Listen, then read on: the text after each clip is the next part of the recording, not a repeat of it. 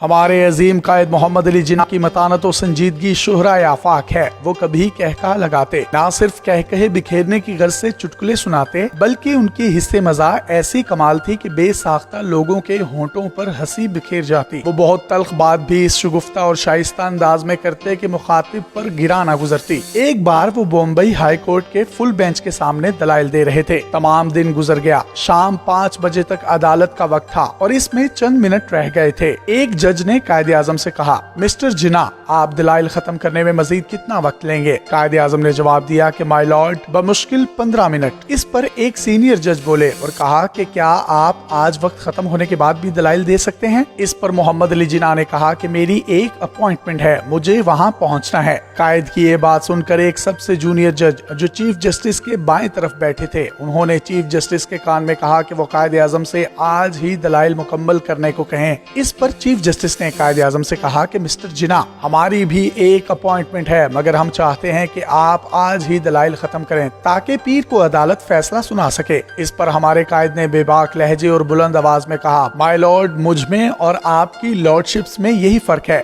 میں اپنی اپوائنٹمنٹس کی پاسداری کرتا ہوں۔ یہ جواب سن کر انگریز ججوں کے پہلے سے لال چہرے کچھ اور لال ہو گئے اور عدالت برخاست ہو گئی۔ قائد اعظم کے موکل کو خدشہ تھا کہ قائد اعظم کا یہ جواب کیس کے نتیجے پر اثر انداز ہوگا، لیکن اگلے روز جج بہت اچھے موڈ میں عدالت میں آئے۔ 1936-37 کی بات ہے۔ محمد علی جناح کراچی آئے اور چیف کورٹ آف سندھ میں پیش ہوئے۔ یہ بہت اہم کیس تھا اور حسب روایت وکلا، سیاستدان اور دیگر لوگ اس عظیم شخصیت کو دیکھنے اور اس کے دلائل دینے کے انداز سے سیکھنے کے لیے بڑی تعداد میں کمرہ عدالت میں موجود تھے۔ غرض ایک ہنگامہ برپا تھا۔ اس سے قبل کے معزز جج صاحبان اس ہنگامے پر برہم ہوتے۔ قائد اعظم انہیں مخاطب کر کے بولے، مائی لارڈز، یہ میرے مداح ہیں، پلیز برا مت مانیں، میں امید کرتا ہوں کہ آپ مجھ سے حسد بھی نہیں کریں گے۔ قائد اعظم کی یہ بات سن کر ججز سمیت عدالت میں موجود ہر شخص کے چہرے پر مسکراہٹ پھیل گئی۔ یہ کہہ کر قائد اعظم واپس مڑے اور لوگوں کو خاموش کرنے کے لیے اپنا بایاں ہاتھ اوپر اٹھایا۔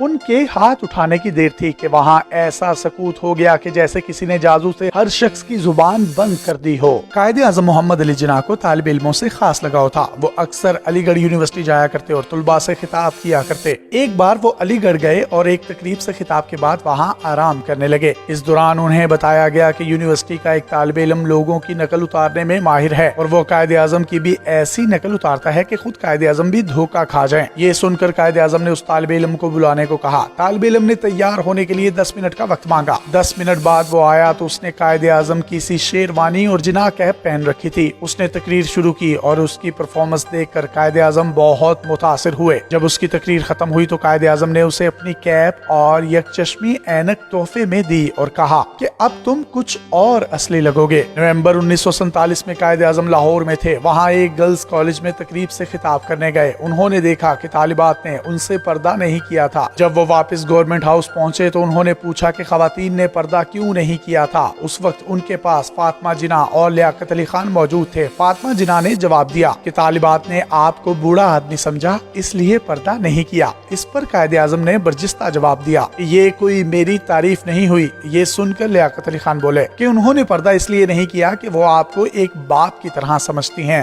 اس پر قائد اعظم نے کہا کہ ہاں، یہ معقول بات ہے۔ قائد اعظم محمد علی جناح کے اعلیٰ کردار کی گواہی ان کے مخالف بھی دیا کرتے تھے۔ اسی مناسبت سے ایک واقعہ ہے کہ آپ ایک بار بمبئی میں واقع ایک انگلش کلب میں آرام کرنے گئے۔ وہاں آپ نے تاش کھیلی۔ عام طور پر اس کھیل میں 2 مرد اور 2 خواتین ہوتی ہیں اور ہار جانے پر کوئی خاتون مرد کو بوسے کی پیشکش کرتی ہے۔ چنانچہ ایک خاتون نے ہارنے کے بعد قائد اعظم کو بوسے کی پیشکش کی تو وہ بولے، مائی لیڈی، میں اپنے حق سے دستبردار ہوتا ہوں، میں کسی خاتون کو اس وقت تک بوسا نہیں دے سکتا جب تک مجھے اس سے محبت نہ ہو۔ جولائی 1948 میں MAH اصفہانی قائد اعظم سے ملاقات کرنے زیارت گئے، جہاں وہ شدید علیل تھے۔ انہوں نے قائد اعظم سے درخواست کی کہ اب وہ مکمل آرام کریں کیونکہ ان کی زندگی سب سے قیمتی ہے۔ اس پر قائد اعظم مسکرائے اور کہا، مائی بوائے، کیا میں پاکستان سے 1948 تک ایسے مواقع آئے جب میں پریشان ہوا کہ آیا پاکستان زندہ رہ سکے گا؟ انڈیا کی طرف سے تقسیم کے بعد ہمیں کچھ ایسے جھٹکے دیے گئے کہ بالکل غیر متوقع تھے۔ ہم ان حالات سے نکل آئے ہیں اور اب مجھے کوئی پریشانی نہیں ہے۔ لوگ آئیں گے اور لوگ جائیں گے، لیکن پاکستان مضبوطی سے قائم ہو چکا ہے اور اللہ کے کرم سے ہمیشہ قائم رہے گا۔